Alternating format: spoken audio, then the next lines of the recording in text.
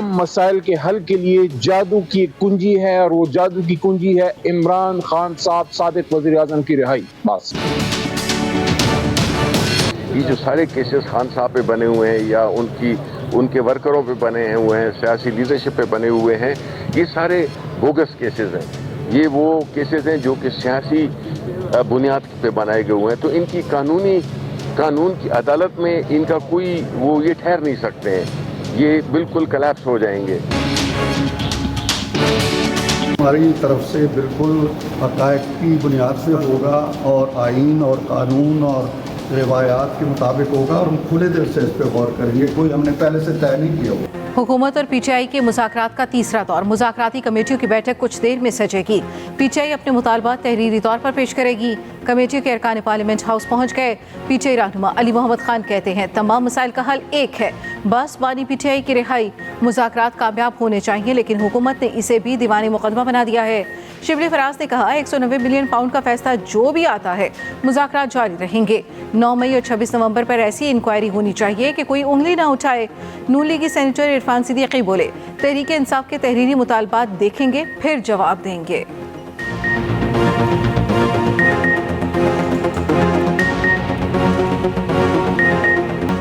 Supreme court में फौजी अदालतों के खिलाफ दरख्वास्तों की समाअत। जस्टिस हसन रिजवी ने रिमार्क्स दिए, नेचुरल जस्टिस के तहत किसी को सुने बगैर सजा नहीं हो सकती। अदालत ने मिलिट्री ट्रायल वाले केसेस का रिकॉर्ड मांगा था। अदालत देखना चाहती है ट्रायल में शहादतों पर कैसे फैसला हुआ। जस्टिस मोहम्मद अली मजहर ने कहा अदालत ने ट्रायल में पेश शवाहिद को डिस्कस नहीं करना, देखना है कि क्या मिलिट्री कोर्ट में फेयर ट्रायल के तकाजे पूरे हुए। ख्वाजा हारिस ने दलाइल में कहा अदालत ट्रायल के रिकॉर्ड का मेरिट पर जायजा भी नहीं ले सकती। जिंदगी का हक और फेयर ट्रायल शुरू से हैं। जस्टिस मोहम्मद अली मजहर ने कहा फेयर ट्रायल का आर्टिकल 10A ना भी हो तब भी प्रोसीजर तो फॉलो करना होगा। समाअत कल तक मुलतवी।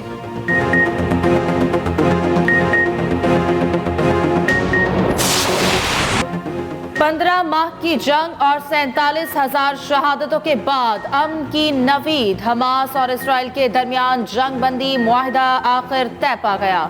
इत्तलाक 19 जनवरी इतवार से होगा। कतरी वज़ीर आज़म ने मुआहिदा तय पाने का ऐलान कर दिया। शेख मोहम्मद बिन अब्दुर्रहमान बिन जासिम अल सानी का कहना था कि कतर, मिस्र और अमेरिका की कोशिशें कामयाब हो गई। उम्मीद है मुआहिदा जंग के इख्तिताम का पेश खैमा साबित होगा। मुआहिदे के तहत गजा जंगबंदी मुआहिदा 3 मराहिल पर मुश्तमिल होगा। जंगबंदी का पहला मरहला 42 दिन होगा।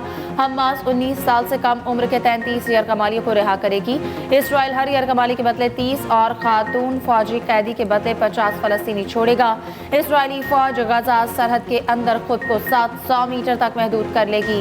इसराइल यौमिया 600 इमदादी ट्रकों को गजा पट्टी में दाखिले की इजाजत देगा। दूसरे मरहले में हमास फौजी यरगमालियों को रिहा करेगी। तीसरे मरहले में इसराइली फौज गजा से मुकम्मल इनखला करेगी। गजा की तामीर नौ पर काम किया जाएगा।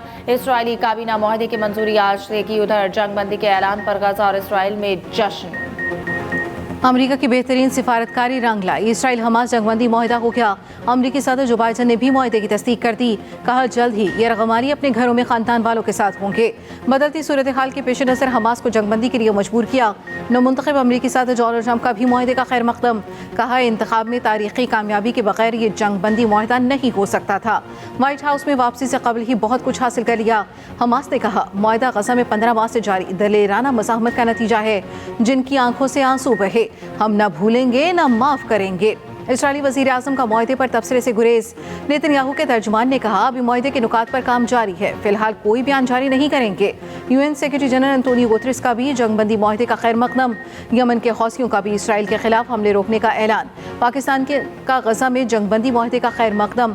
तर्जुमान दफ्तर खारजा का कहना है उम्मीद है जंगबंदी से इंसानी इमदाद बढ़ाने में मदद मिलेगी। सुप्रीम कोर्ट में आर्टिकल 191A के इख्तियार समाअत के केस की कार्रवाई पीर तक मुलतवी। जस्टिस मंसूर अली शाह की सरबराही में 3 रुकनी बेंच ने समाअत की। जस्टिस मंसूर अली शाह ने रिमार्क्स दिए केस में ये सवाल है कि क्या आर्टिकल 191A के तहत रेगुलर बेंच इख्तियार समाअत तय कर सकता है या नहीं। सुप्रीम कोर्ट दफ्तर से गलती हो गई है। इससे 3 रुकनी बेंच के सामने केस फिक्स नहीं हुआ, जिसने 16 जनवरी को केस सुना था। हुक्मनामे में कहा गया 16 जनवरी की समाअत में जस्टिस इरफान सादत बेंच का हिस्सा थे। केस दोबारा फिक्स हुआ तो जस्टिस इरफान खान सादत खान के बजाय जस्टिस अकील अब्बासी बेंच का हिस्सा हैं। इसी बेंच के सामने केस लगाया जाए, जिससे 16 जनवरी को केस सुना। हुक्मनामे में रजिस्ट्रार सुप्रीम कोर्ट को हिदायत।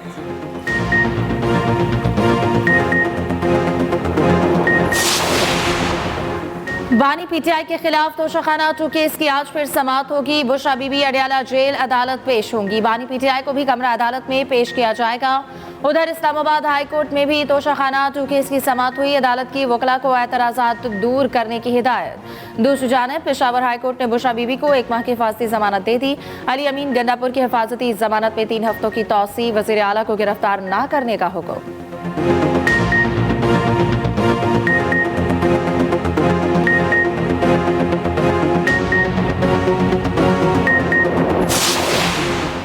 वज़ीर आज़म शहबाज शरीफ की ज़ेर सदारत छोटे और दरमियाने दर्जे के कारोबार के उमूर पर इजलास। यूथ प्रोग्राम के तहत कर्ज की रकम 5 लाख से बढ़ाकर 15 लाख रुपए करने की हिदायत। वज़ीर आज़म की कारोबार को सहूलियात फराहमी के लिए तफसीली सर्वे जल्द मुकम्मल करने की हिदायत। कहा, कारोबार के लिए सहूलियात के हवाले से तरक्की याफ्ता ममालिक के मॉडल्स का इत्तलाक यकीनी बनाया जाए। बांग्लादेश की साबिक वज़ीर आज़म खालिदा ज़िया आखिरी मुकदमे से भी बरी। सुप्रीम कोर्ट ने साबिक वज़ीर आज़म को करप्शन केस में बेटे और दीगर को भी बरी कर दिया। खालिदा ज़िया की आइंदा इंतखाबात में हिस्सा लेने की राह हमवार।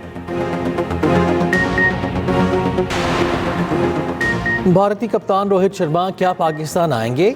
चैंपियंस ट्रॉफी की इफ्तिताही तकरीब पाकिस्तान में शेड्यूल। तमाम कप्तानों की शिरकत लाजमी। पीसीबी ने आईसीसी को बता दिया। रोहित शर्मा के पाकिस्तान आने के इम्कानात बढ़ गए। चैंपियंस ट्रॉफी 2025 की तैयारियां हतमी मरहले में दाखिल। वीज़ा पॉलिसी और टिकट्स की फरोख्त अगले हफ्ते शुरू होने का इम्कान। ज़रा के मुताबिक पाकिस्तान में टिकट की कीमत कम से कम 1000 रुपये रखी जाएगी। महंगा तरीन टिकट 25,000 से ज़ायद का हो सकता है।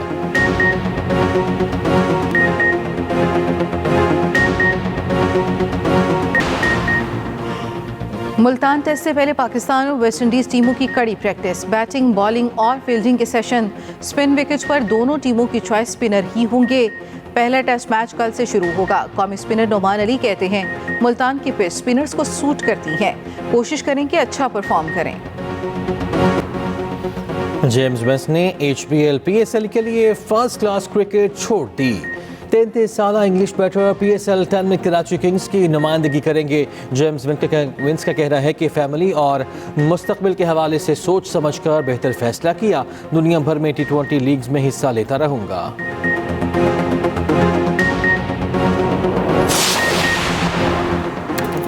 सह मुल्की वनडे सीरीज कराची में आखिरी मैच और फाइनल की तारीख में तब्दीली पर गौर। आखिरी मैच 13 फरवरी, फाइनल 15 फरवरी को होने का इम्कान। तर्जुमान PCB के मुताबिक अभी हतमी फैसला नहीं हुआ।